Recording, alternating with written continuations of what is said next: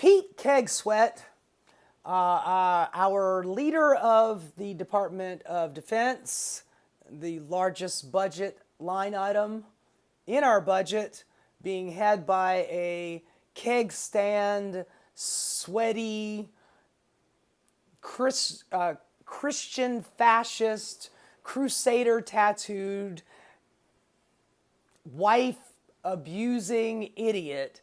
He has just done something really interesting. He has cut our generals in the Department of Defense by 20%, and right now I guess I don't know what it is right now if the cuts are already done, but up until this point we have 37 four-star generals. That's pretty much the highest. I believe you can get to be a five-star general, but we're talking about Joint Chiefs of Staff level, the highest ranking military officers. Pete has cut that number by 20%. He's also cut the lower generals, like, one-star, two-star generals, and flag officers, like, top colonels and what have you. He's cut them by about 10%. Now, why is that? His excuse is we are making critical cuts to streamline the leadership and to remove redundancies, from our force structure. That was his quote. But we all know the real reason behind this. Donald Trump, in his first term, wanted to, if you guys remember the George Floyd protests, there was a moment where he was really pissed off because he wanted to shoot protesters. His quote was, "Why can't we just shoot him in the leg?" And his acting Department of Defense head at that time was named Mark Esper, and he's like, "No, you can't do that." And we had a general named Mark Milley who's like, "No, you can't do that. I'm not instructing my officers or any of the military to do that, so you can go kick rocks." And Donald Trump was not happy about that. None at all. And that is why he got Pete Hegseth in the first place, because he wants a sycophant. He wants somebody to do his bidding no matter what it is. Now, I don't know if you guys remember, I reported on this last month. I was talking about the 420, April 20th.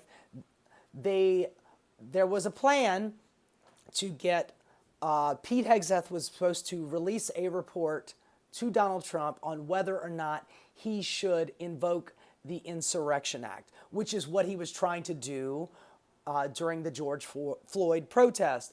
He wanted to invoke that Insurrection Act against people who were protesting in the street against police violence. So obviously Donald Trump's falling on the I'm for police violence side of the argument, and everybody else against it was going to get a bullet in the leg. Well, 420 came, and the report was given that we do not need to invoke the Insurrection Act yet. And that yet is doing a lot of work. So with these cuts to these military officials, these top-ranking military officials, this is, and first of all, you just got to keep this in mind.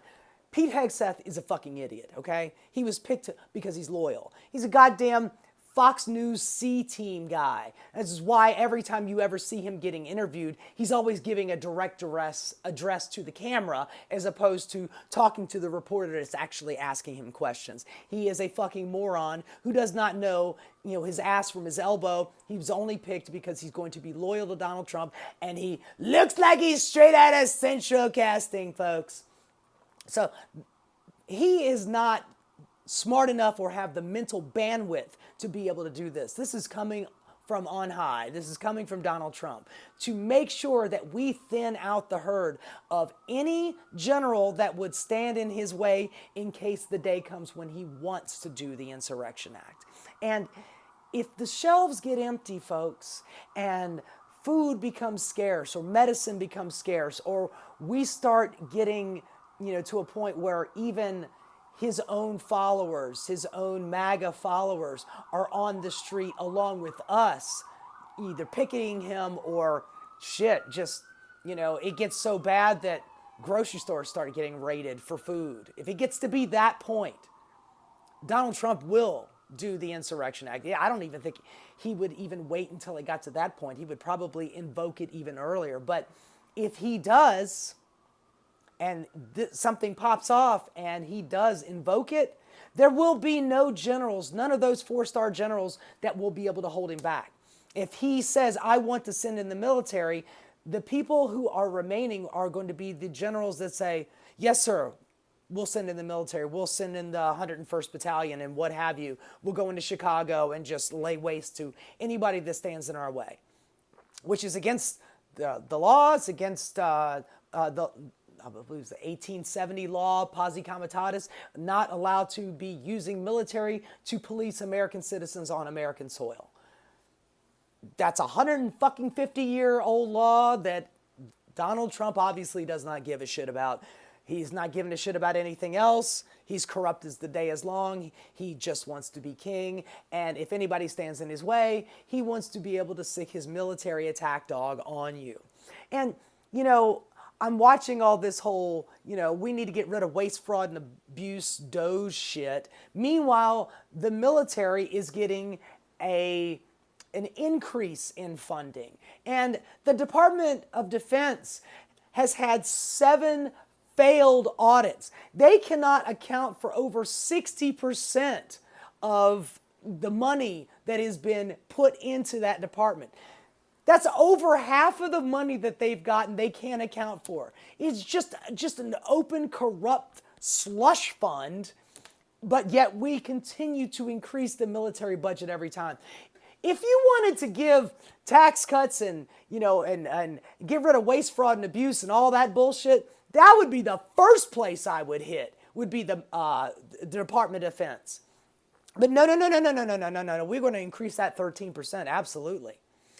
So when I see Pete Hegseth getting rid of top-ranking generals, what I am seeing is a president who is getting his ducks in a row for just in case that moment comes where he needs to call in the military, there will be no one to stop him.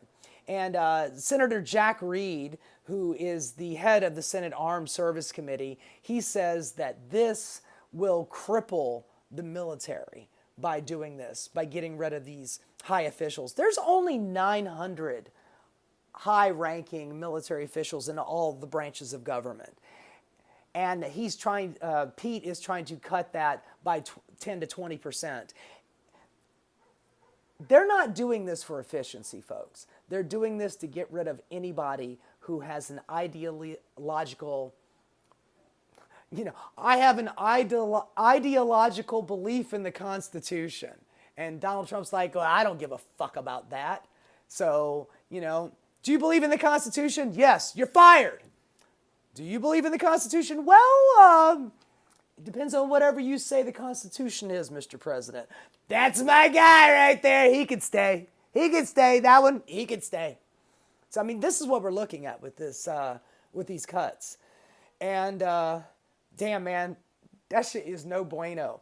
I don't know if you guys remember, it was like maybe 2 months ago, they fired all of a shitload of JAG lawyers. Those are military lawyers. Those are lawyers that would say to Donald Trump, you can't do this. This is illegal. This goes against the Constitution. They've already gotten rid of those guys. Now they're working on the generals that would, that could very well possibly hold him at bay.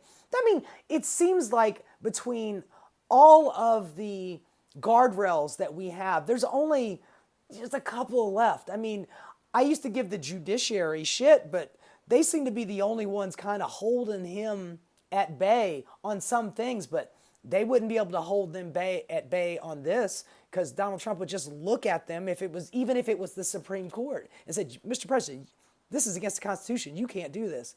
You and what army? I got my guys here that say I can do whatever the hell I want. Can you imagine Donald Trump in a fucking, Gaddafi set of sunglasses and a military outfit? I mean, he's going to do his parade coming up in, in June. He's going to have his birthday parade. It's not just for me, it's for the military's birthday, but I want the tanks and the missiles rolling down Pennsylvania Avenue. I saw Kim Jong-un do it, and it looked really awesome. And Putin, he's always talking about doing it. So why can't I? I mean, let's just show off a little bit.